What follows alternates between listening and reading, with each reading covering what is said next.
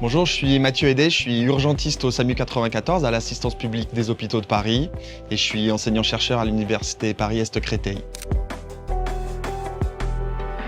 Je porte un regard extrêmement intéressé, très curieux.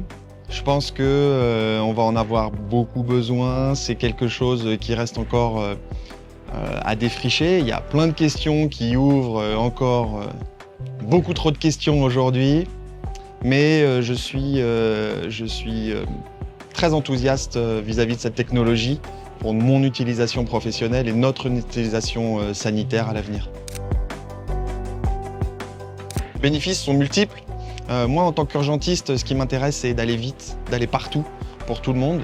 Donc les bénéfices de cette solution dans mon application d'urgentiste, et notamment d'urgentiste au SAMU, c'est que ça va très vite. Et ça réduit les inégalités territoriales et socio-économiques d'accessibilité aux soins urgents.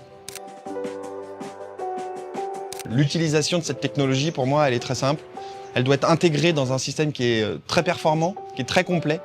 Ce qui m'intéresse avant tout, c'est d'abord les pathologies les plus urgentes que tout le monde connaît, où le délai d'intervention, à la fois du grand public et des équipes de secours, sont liés à la survie des patients, comme dans l'arrêt cardiaque. Mais l'arrêt cardiaque et la livraison de défibrillateurs, ça suffit pas. Il faut qu'on aille encore plus loin.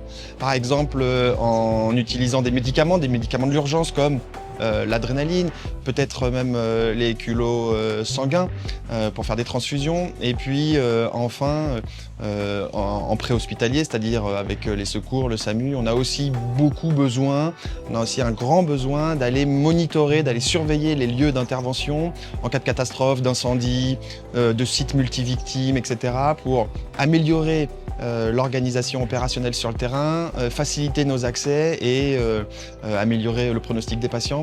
Donc c'est vraiment une utilisation qui est très mixée entre de la livraison de matériel, de la livraison de médicaments et de la surveillance, de l'optimisation d'intervention par les secouristes et les urgentistes sur le terrain.